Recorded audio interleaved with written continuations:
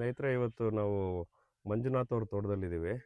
ಇವರು ಬೆನಿಟಾ white variety ಬೆಳೆದಿದ್ದಾರೆ. ಅದು ಮಲ್ಟಿಪಲ್ ಸ್ಟೇಜಸ್ಸಲ್ಲಿ ತೋಟದಲ್ಲಿ ಇದೆ. ಒಂದು ಬಡ್ ಇನಿಷಿಯೇಷನ್ ಆಗಿದೆ, ಇನ್ನೊಂದು ಫ್ಲವರಿಂಗ್ ನಡೀತಾ ಇದೆ ಈಗ. ಸೊ ಇದ್ರ ಬಗ್ಗೆ ಒಂದು ಸಂಕ್ಷಿಪ್ತವಾದ ಮಾಹಿತಿಯನ್ನು ಮಂಜುನಾಥ್ ಅವ್ರು ನಮಗೆ ಹೇಳ್ತಾರೆ.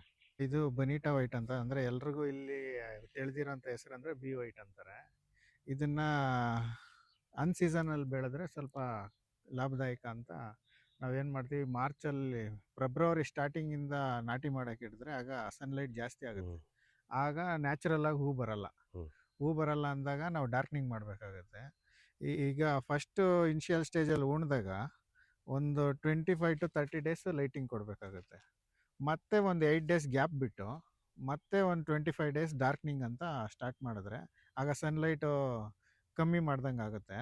ಆವಾಗ ಹೂ ಈ ಬರ್ಡ್ಸ್ ಕ್ರಿಯೇಟ್ ಆಗಿ ಮತ್ತೆ ಹೂ ಬರುತ್ತೆ.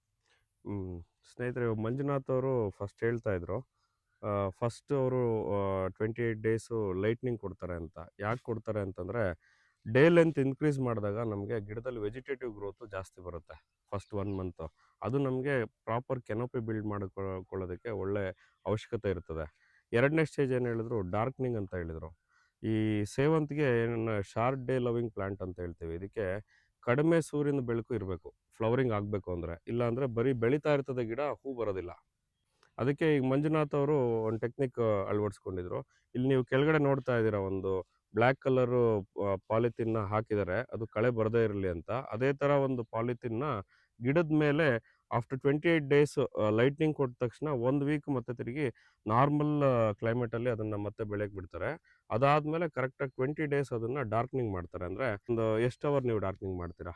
ಬೆಳಗ್ಗೆ ಸಂಜೆ 4ಕ್ಕೆ ಕ್ಲೋಸ್ ಮಾಡಿದ್ರೆ ಹ್ಞೂ, ಮತ್ತೆ ಬೆಳಗ್ಗೆ 8ಕ್ಕೆ 8ಕ್ಕೆ ಓಪನ್. ತೆಗಿತಾರೆ. ಆವಾಗ ನಮಗೆ ಸಾಯಂಕಾಲ 2 ಅವರು, ಬೆಳಗ್ಗೆ 2 ಅವರು. ಸಂಜೆ 3 ಅವರ್ ಹಾಂ, ಹಾಂ. ಆಗುತ್ತೆ, 7 ಆದರೂ ಹೌದು. ಕತ್ಲಾಗಲ್ಲ. ಸಂಜೆ 3 ಅವರು, ಬೆಳಗ್ಗೆ 2 ಅವರು, 5 ಅವರ್ ನಮಗೆ ಎಕ್ಸ್ಟ್ರಾ ಇದಕ್ಕೆ ಡಾರ್ಕ್ನಿಂಗ್ ಸಿಗುತ್ತೆ.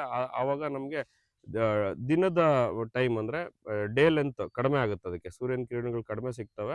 ಅದರಿಂದ ಗಿಡದಲ್ಲಿ ಏನು ಈ ಬೆಳವಣಿಗೆ ಸಪ್ರೆಸ್ ಆಗಿ ಅದರಲ್ಲಿ ಹೂ ಗರ್ಭಾವಸ್ಥೆ ಆಗುತ್ತೆ. ಬರ್ತಕ್ಕಂಥ ಪ್ರಚೋದನೆ ಕ್ರಿಯೇಟ್ ಆಗುತ್ತೆ. ಅದರಿಂದ ನಮ್ಗೆ ಇಲ್ಲಿ ನೋಡ್ಬೋದು, ಇವ್ರ ತೋಟದಲ್ಲಿ ಈ ಬಡ್ಸ್ ಇದೆ ಎಲ್ಲ ಬಡ್ಡು ಒಂದೇ ಸೈಜು, ಒಂದೇ ಯೂನಿಫಾರ್ಮ್ ಆಗಿದೆ. ನಮಗೆ ಈಗ ಇದು ನಮಗೆ ಹೆಚ್ಚು ಕಡಿಮೆ ಅಂತಂತಂದರೆ ವರಮಹಾಲಕ್ಷ್ಮಿಗೆ. ಮೊದಲೇ ಓಪನ್ ಹ್ಮ್. ಆಗುತ್ತೆ. ಆ ಸ್ಟಾಕ್ ಇರುತ್ತೆ, 1 ರಿಂದ 2 ಟನ್ ಸ್ಟಾಕ್ ಹೌದು, ಇರುತ್ತೆ. ಹೌದು.